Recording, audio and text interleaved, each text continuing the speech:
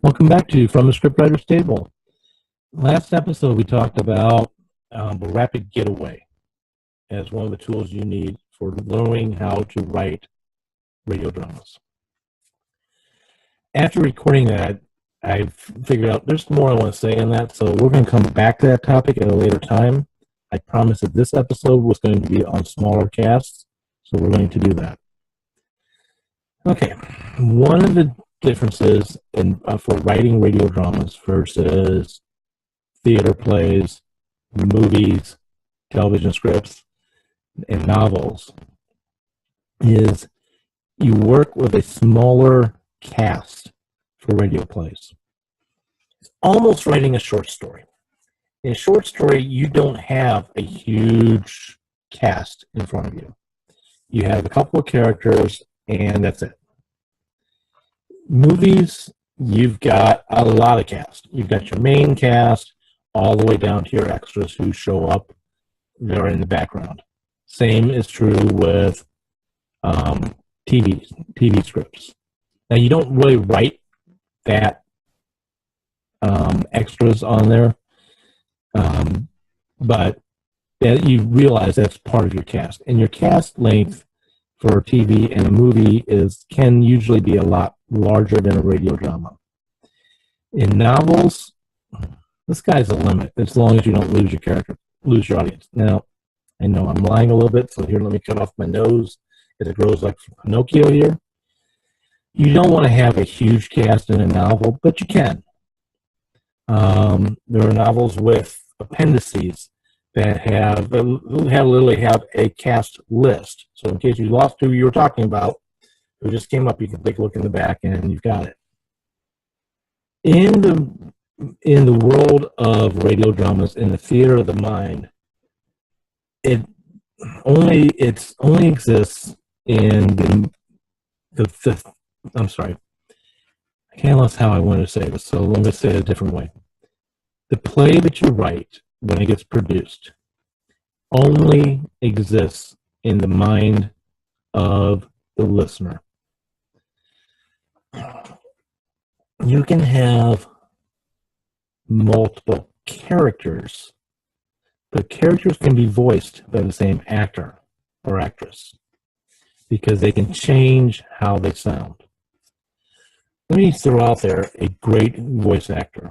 He's also a great actor. We all know him, Mark Hamill. He's known to do Wolverine, known especially voice-wise for the Joker. And by the way, Wolverine, he did the voice. He did the Joker in the Batman animated series as well as other Batman-related animated movies.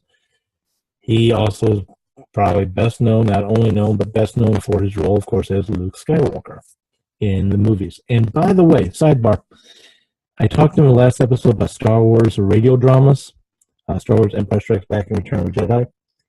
In the first two, Star Wars and Empire Strikes Back, he plays Luke Skywalker.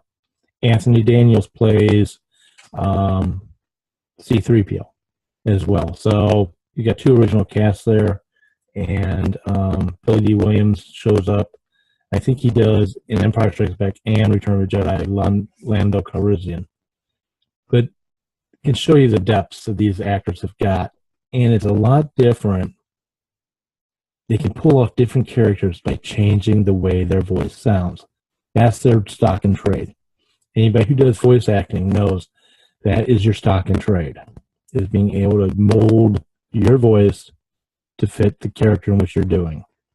So cast-wise, I can have, if I write a radio drama, I can have Betty, I'm picking a name, Betty play 3 different characters.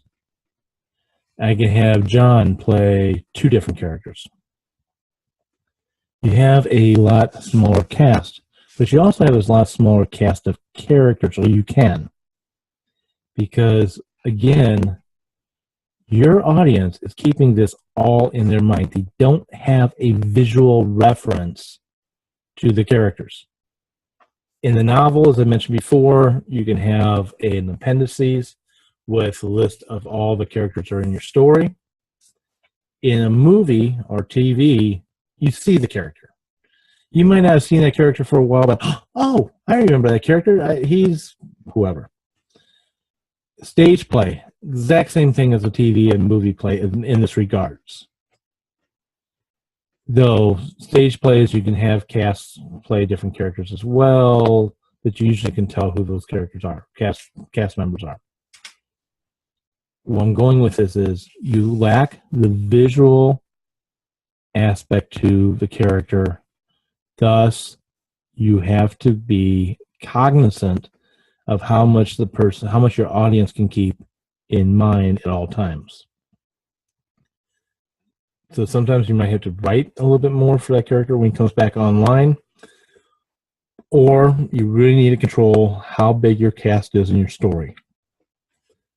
Tip: don't worry about it in your first draft. That's part of your editing. You might want to consider knocking down the characters and combining them if you can. Always a great thing to do. Okay, that's it for now. Next one, we are going to talk about the faster rhythm in audio dramas.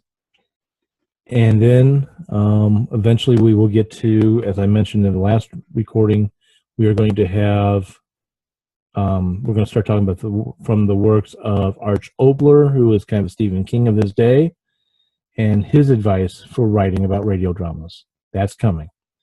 Okay, go to windingtrailsmedia.com. Click on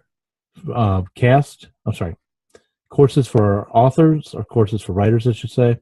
Second one down is a script writer's table. This happens free every month.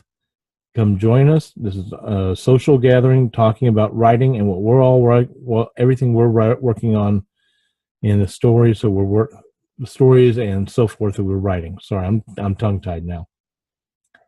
Okay.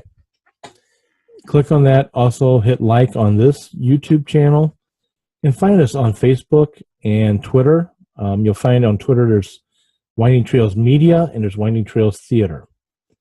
And we have a Tumblr page as well. That's Winding Trails Media. Facebook is Winding Trails Media.